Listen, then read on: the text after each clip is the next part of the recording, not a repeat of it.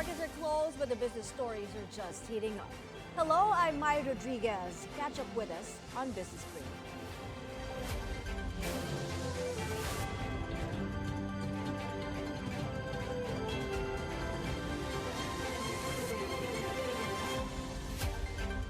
Asian shares are mixed on Tuesday as U.S. stock indexes edge towards new record highs ahead of a busy week of earnings from major American companies.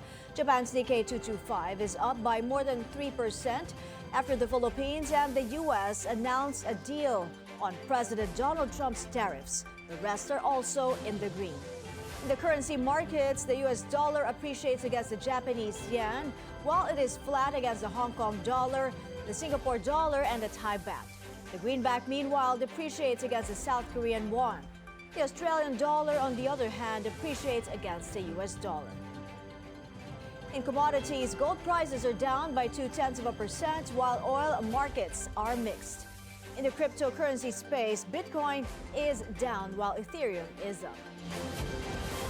U.S. President Donald Trump slaps a 19% tariff on Philippine exports, lower than his 20% threat, but still a major trade concession from Manila. Trump announced this after what he called a beautiful visit by President Bongbong Marcos to the White House. Under the deal, U.S. goods enter the Philippines with zero tariffs, while Philippine exports to America now face a 19% duty. Well, it's tough. He's a very tough negotiator. So far, we're not there because he's negotiating too tough. In fact, I used to like him better than I do now. He's too tough. But we'll probably agree to something. But he's strong, a strong negotiator. He loves your country. Last year, the U.S. ran a $5 billion trade deficit with the Philippines. This deal narrows that gap, but at the Philippines' expense. Washington kept its advantage. Manila took the hit. President Marcos defends the 1% tariff reduction from the Trump administration. Marcos Jr. says opening up the country to more U.S. goods could help bring down prices. When asked if the Philippines did not get a fair deal, Marcos said, and we quote, "That's how negotiations go." We managed to bring down the 20% tariff rate for the Philippines to 19. Now, 1% might seem like a very small concession. However, when you put it in real terms, it is a significant achievement. There's more to be spoken about with the United States concerning the tariff rates and our trade deals. So that, I think, is so we have a 19% rate coming from for imports coming from the Philippines into the United States. And however, one of the major areas that he said were automobiles. Because we have a tariff on American automobiles, we will open that market and no longer charge tariffs on that. So there's several, but also the other side of that is an increased importation from the United States for soy products, wheat products, and pharma, actually, medicines, para makamura naman yung maging mas mura yung gamot natin. So we are coming to those arrangements. There's still a lot of detail that needs to be worked out. President Trump announces a trade agreement with Japan, where Tokyo will pay a 15% reciprocal tariff on goods exported to the United States. As part of the deal, Japan is also set to invest $550 billion into the U.S. economy. Trump claimed that the U.S.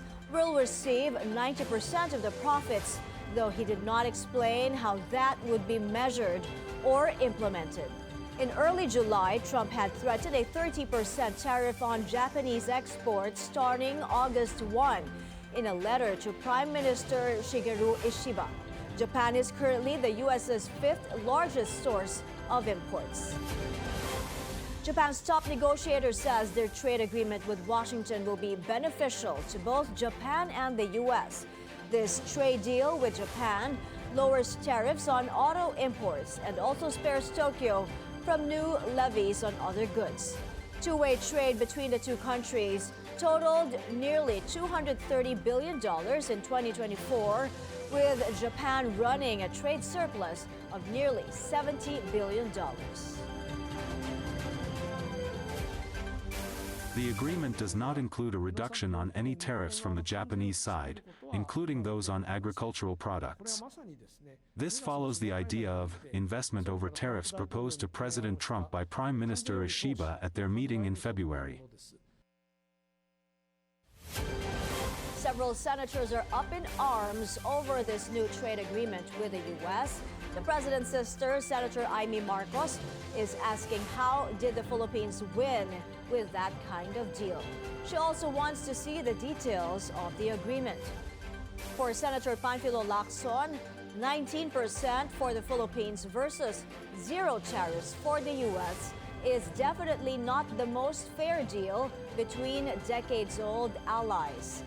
He also says this is the worst insult that a host can throw at his guests, and it's time for Manila to look for other trade partners. Senator J.V. Ejercito shares a similar sentiment, saying the Philippines is at a disadvantage in the deal. This despite the fact that Americans treat Filipinos as brothers. He hopes Washington will treat Manila fairly if it really considers us as allies. It's been raining 6 days straight for many parts of the country, and the forecast looks grim. Two storms and the enhanced southwest monsoon or habagat seen to dump a significant amount of rainfall to areas already reeling from floods until Friday. Joining us now to talk to us about which areas are in dire need of help, Philippine Red Cross Chairman and former Senator Richard Gordon. Hello, Senator. Good afternoon to you. Good afternoon, Mai. Good afternoon to all your listeners and viewers. Good to see you again, Senator. Now, so many areas are still flooded. Some may be isolated. Which areas are you focusing on at this time, and which have you visited? Well, the most number of flooded areas are in Quezon City, Rizal, Marikina, and certainly Metro Manila. These are the highly populated areas. Of course, hard-hit areas include also Negros, which has been under the hill with Canlaon. We've been there for almost 240 days, and they've also become flooded in Kabangkalan, in Himaymaylan, and other areas. Also, Antique has been hit. There are over 30 provinces that have been hit, so in varying degrees. But I'm glad that there is less than 10 people have been killed. I know of 6 people that have been killed, but there's an awful lot of movement. People are in evacuation centers. The government is providing them with box food. We're providing them with hot meals on wheels all year round, all day long. And certainly we're now providing water as well, and certainly providing them with psychosocial support, and as well as other measures to make sure that we alleviate their ordeal. We are assisting in emergency transfer of 1,080 individuals with our 6x6 trucks. And of course, psychosocial first aid is ongoing, and we're also doing what we call restoring family links, because some of the people have been separated from their relatives. Senator, you've mentioned 10 confirmed killed. Do you have any figures as to the missing and as to the number of evacuees needing help at this time? Missing, we have about, I had it just a while ago, 487. No, those are evacuation centers. Right now we have, I'm trying to go through our files here. We have 22,883 families and about 7,231 individuals missing. I'll get to you in a little while. In the meantime, I'll give you some figures on We have served 13,000 hot meals. Uh, we don't have 10 people dead. We do have 8 landslides. We have 6 people missing in Antique, in Rizal, and in Caloocan. 6 dead in Camarines Sur, in Camsur, 2 in Rizal and in Caloocan, and we also have dead in Himamayla, in Bacolod, where one was swept away by the floods on top of the bridge. All right, it's not looking good out there, as the floods are some of the worst we've seen as well. Are there any ailments that are most common in the temporary shelters in these situations? Well, what we're looking after is when you have a lot of people in one area, is that's why we're distributing now masks so that you don't spread diseases.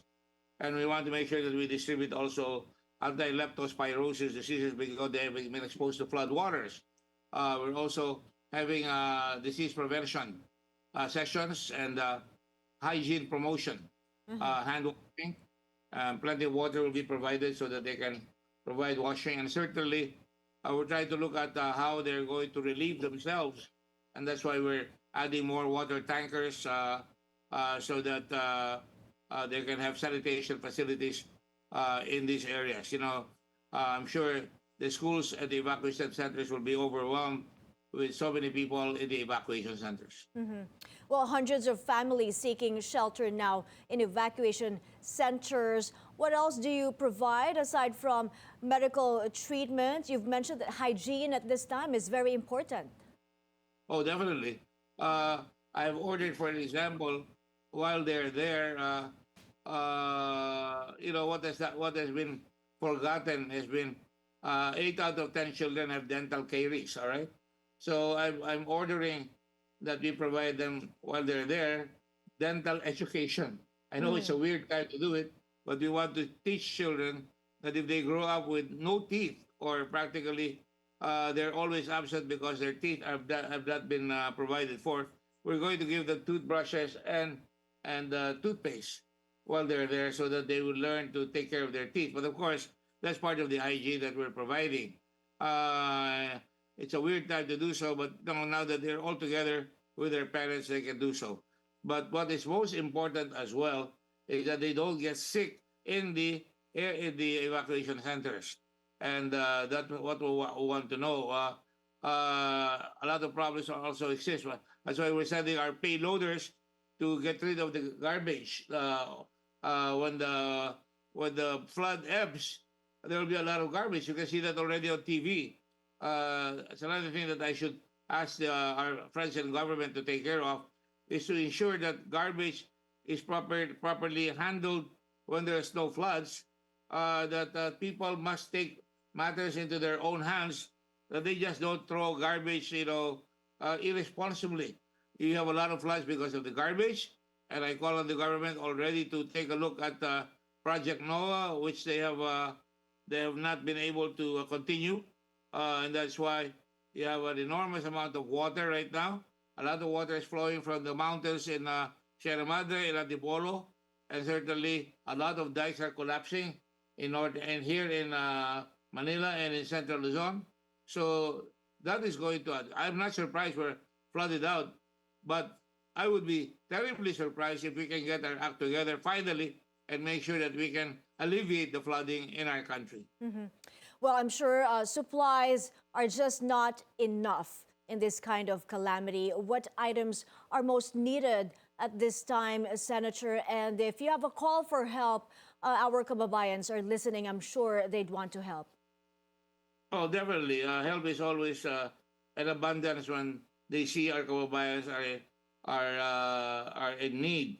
But what is most important is long-term planning and change in attitude so that these things will not have to suffer. We will not have to suffer, and that we will be alarmed when we have this very, very tremendous pressures when there is flooding. We can avoid this if, for example, we avoid people living in. It sounds simple enough, but I'm a lawyer. You should not allow people living in riverbanks. They are called nuisances per se, and they put themselves in danger because the first things to go, if when there's a lot of water, are the people living in riverbanks. Again, the government should pursue the public land law, which is to create new settlements, maybe outside Metro Manila, so that they can live comfortably like in the past, governments used to provide for Project 1, Project 2, Project 3. When they stopped that, then squatting became very, very famous in this country. So we really have to enforce our laws. Government has to have a very proactive role in making sure that we develop new subdivisions, not just for the rich, but especially for the poor, and not do it on a de facto basis, picking them up and dumping them in other areas like Cavite, in other areas where very, very little preparation for their comfort and for their ease is done. Well, we've made that call time and time again. But anyway, thank you so much for your time. Good to talk to you again, Senator Gordon. Thank you, Mai. Good questions. Thank you very much. Red Cross Chairman Richard Gordon there. We're taking a very short break. More business stories coming up next. You're watching Business Brief.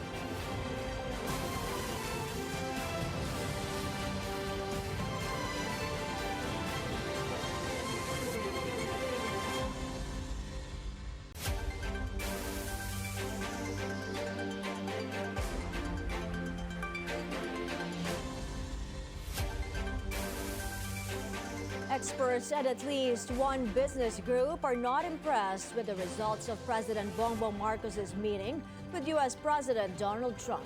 Let's find out more from Sujin Kim. Sujin, go ahead. President Marcos is returning from Washington with a modest 1% reduction in U.S. tariffs on Philippine exports from 20% down to 19%. But for business groups and economists, this simply isn't enough.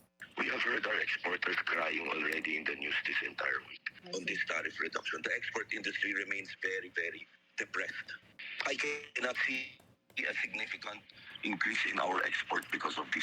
We export around 15% of our total produced export goods to the US, but they only import around 0.4% from the Philippines as a share of their total imports.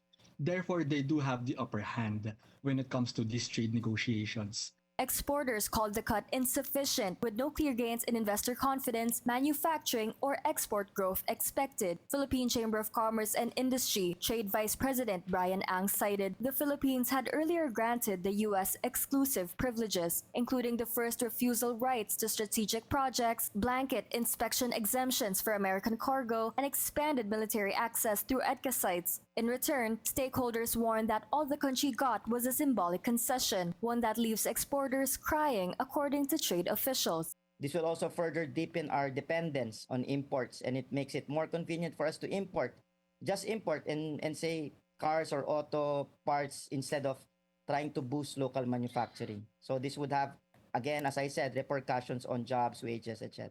So when we reduce our tariffs against US imports, it would mean cheaper imported products coming in. It might be good for consumers, but bad for local producers and manufacturers, and bad for farmers, workers who stand to lose livelihood and jobs in the wake of the entry of cheaper imports. The only remaining hope, Ang says, is that semiconductor exports, the Philippines' top export product, may remain exempted under World Trade Organization rules, though the U.S. has yet to confirm if they will be covered by the new reciprocal tariffs. Analysts stress that a 1% tariff reduction is unlikely to move the needle, particularly as regional competitors like Indonesia and Vietnam offer better investment conditions. Ang says without specific U.S. business commitments, such as local battery manufacturing using Philippine nickel and cobalt, the cut is seen as economically marginal. Meanwhile, the United States enjoys zero tariff access to the Philippine market under the same deal, a trade-off some view as disproportionate. Economists argue the Philippines must not rely on tariff negotiations alone, but rather focus on improving its export competitiveness, reducing red tape, and diversifying trade partners beyond the U.S. to avoid being at the mercy of unilateral policy shifts. If we can diversify our export destinations, our customers, then we won't only have to please the US, and we may have other options and other destinations to sell our exports. With global supply chains shifting rapidly, business groups are calling for sector-specific tariff negotiations and a strategic repositioning of the country's export portfolio. Until then, the 1% cut, while symbolic, offers little relief for a trade sector already struggling to stay competitive. And those are latest updates from Makati City. Back to you, Mai. Thank you for that report, Sujin Kim. A power sector advocate warns the country lacks unified direction among energy agencies to fully implement the Green Energy Auction Program. In an interview on BNC's Business 360, NASICOR President Pete Ilagan said coordination among the DOE, the ERC, and NGCP is crucial to attract investors and bring down power costs, which now average over 7 pesos per kilowatt hour. I could say that we are not ready at this time. We are very far from reality.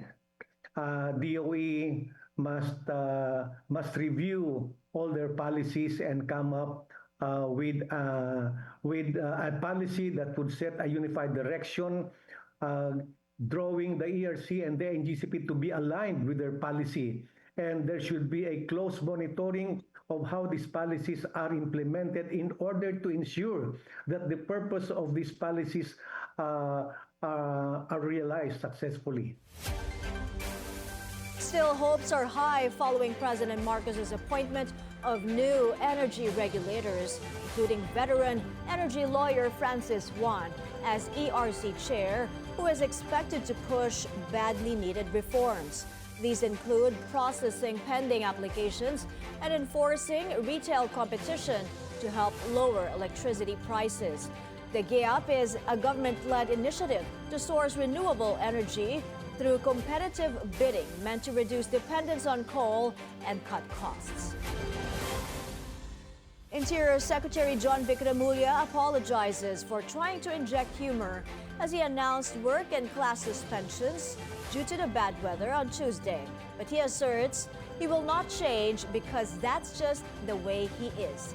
He explains he did not curse nor belittle anyone in his post. He asserts he did not tell a lie, and he adds that a little humor never hurt anyone. The secretary's post was branded by some netizens as insensitive, as thousands are struggling to cope with the effects of the heavy rains and floods in various parts of the country. A sea of green dominates the Philippine Stock Exchange as the local bourse ends in positive territory. The PSE index ended higher by nearly 2% to close at 64.62, finishing the day as the fourth best performer in Asia. All of the sectoral indices ended in the green, with services rising the most at almost 6%. Advancers outpaced decliners at 128 to 71. Total value turnover reached 10.2 billion pesos. Among the day's most active stocks, only BPI ended in the red, with DigiPlus rising the most at nearly 23%. Meanwhile, the foreign exchange market, the peso, currently trading at 56.93 against the greenback, appreciating from the previous close of 57.05.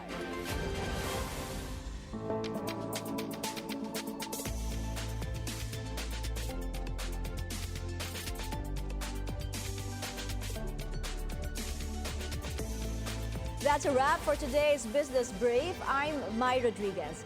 Join us again tomorrow as we bring you the stories that help you plan your next big, bold moves in business. Only here on the Bilyonaryo News Channel.